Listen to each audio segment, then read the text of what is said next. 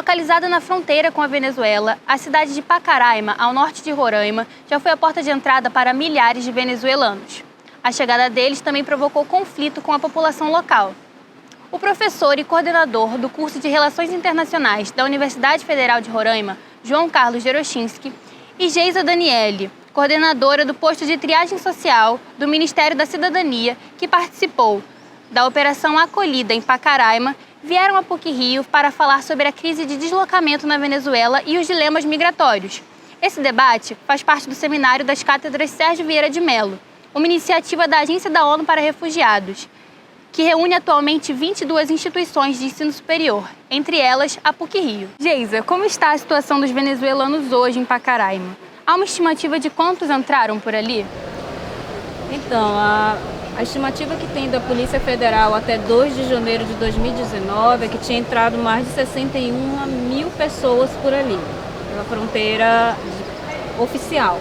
Mas a gente tem que considerar que ali também passam pessoas sem fazer o registro, a entrada oficial ali, então é muito complicado saber essa estimativa. Mas a gente pode dizer que diariamente cerca de 1.000 pessoas passam por ali pelo posto de recepção e identificação em busca de autorização de ingresso no Brasil. E aí não é só para solicitação de refúgio, residência temporária, turismo, só o visto de trânsito porque a pessoa está seguindo para a Argentina ou para o Chile.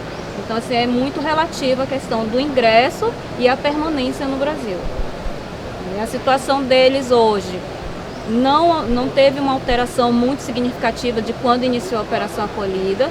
Tem muita gente, até pelo quantitativo que entra, ainda tem muitas pessoas que estão em situação de rua em Pacaraima, mas a gente já vê um esforço ali das secretarias municipais de fazer um atendimento a eles, principalmente a parte da assistência social. Professor João, como tem sido a atuação do governo federal e do governo local? Bom, no nível federal, a gente teve uma demora de alguma ação, né? Só em 2017 que você tem as primeiras medidas, mas em 2018, a partir da medida provisória 820, você dá início à Operação Acolhida, que aí sim você estabelece toda uma dinâmica de recepção, acolhimento, junto à fronteira e também na cidade de Boa Vista, e hoje já sendo levada até Manaus. Então, a partir de 2018, você tem uma atuação bastante efetiva que envolve esse acolhimento, né, documentação e também interiorização desses venezuelanos.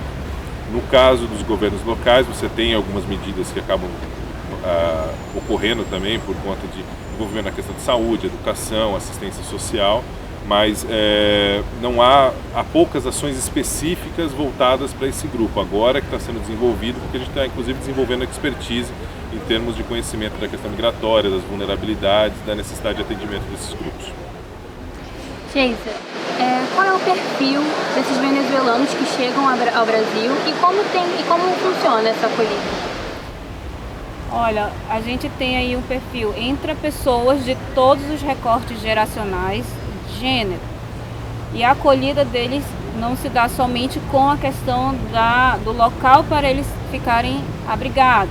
A gente considera a acolhida desde o processo de ingresso dele no Brasil, com autorização de entrada, a parte de documentação, isso tudo já faz parte do processo de acolhimento dessas pessoas, né? Processo de vacinação.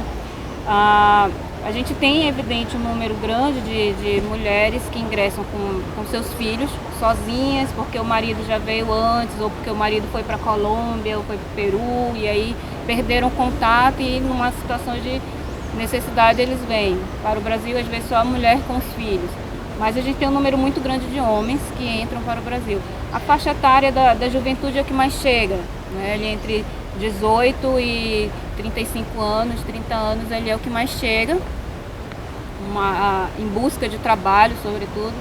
Mas a gente tem um número muito grande de pessoas que chegam com uma situação de saúde muito fragilizada e, claro, tem uma atenção mais especial no sentido de que, em alguns casos, precisam de remoção imediata para Boa Vista, sem mesmo fazer o processo de regularização migratória por conta da fragilidade do quadro de saúde, né? Então, assim, é bem relativo a forma como se dá essa acolhida, depende muito do estado que chega a pessoa, da condição com que ela chega no Brasil.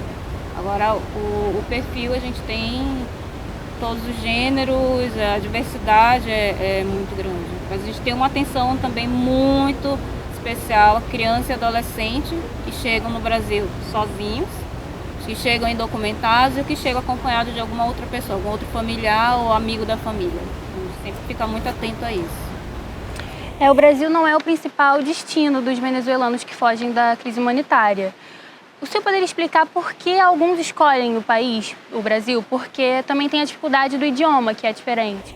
Bom, você, no primeiro momento, essa chegada se dá principalmente por fatores internos da Venezuela que acabam, muitas vezes, dificultando a possibilidade de uma estratégia migratória para outros lugares, né? Se você pensar nos países centrais, né, do sistema internacional, eles têm uma dificuldade até financeira, de recursos para chegar. Então o Brasil, por ser um país fronteiriço, acaba se tornando uma opção mais viável, né, principalmente num sistema onde hoje o transporte, principalmente aéreo, vive um quadro de crise na Venezuela.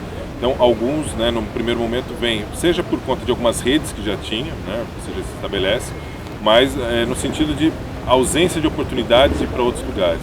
Hoje, né, com o aumento significativo desses venezuelanos, você já cria uma rede de acolhimento também dentro da própria comunidade, na questão de busca por emprego, ofertas, né? A gente tem até um caso bastante expressivo, que é a questão da interiorização social, né? Por conta de vinculações.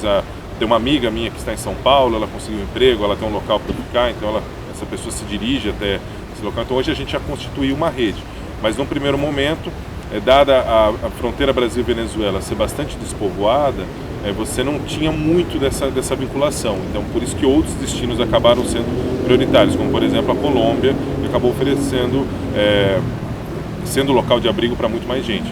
Pensando no caso brasileiro, até a questão da facilidade da regularização migratória, para alguns casos, acaba facilitando também a escolha pelo Brasil. Geisa, você poderia me dizer assim, qual é a taxa de permanência desses venezuelanos no país e para onde eles vão quando eles saem? Não tem como te dar essa informação exata, nem mesmo a Polícia Federal tem a exatidão de quantos permanecem no país, né? Porque nem todos que entram fazem regularização migratória ou permanecem no Brasil. Então assim, é muito complicado de saber quantos de fato estão ficando no Brasil. Os dados que a gente tem, né, que a Operação Acolhida levantou, é que você teve desde o início da crise de entrada por volta de 260 mil venezuelanos, e a permanência de 160 mil. Você tem 100 mil que deixaram o Brasil, boa parte voltando para a Venezuela por volta de 35 mil, mas o Brasil tem sido trânsito para diversas outras localidades. E quais são as principais medidas que podem amenizar essa crise humanitária?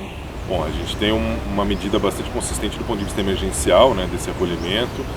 Há uma necessidade de repensar também a estrutura, o tamanho dessa estrutura, porque hoje já volta a ter, na situação de Pacaraima e Boa Vista, a questão de população de rua, né, que já tem dificultado bastante, então talvez um aumento dessa perspectiva, mas principalmente começar a pensar em termos de integração, né? Nesse ponto a gente ainda está engatinhando a necessidade de uma integração para que consigamos ofertar oportunidades, se apropriar também de todos os potenciais que esses migrantes oferecem ao Brasil e gerar também um cenário de desenvolvimento econômico para a região de Roraima. Então o Brasil tem feito uma lição no ponto de vista emergencial que tem sido bastante aplaudida, que tem os seus méritos, mas ainda em termos de integração a gente precisa avançar bastante. Obrigada, João. Obrigada, Geisa. Luana Vicentina para a TV PUC.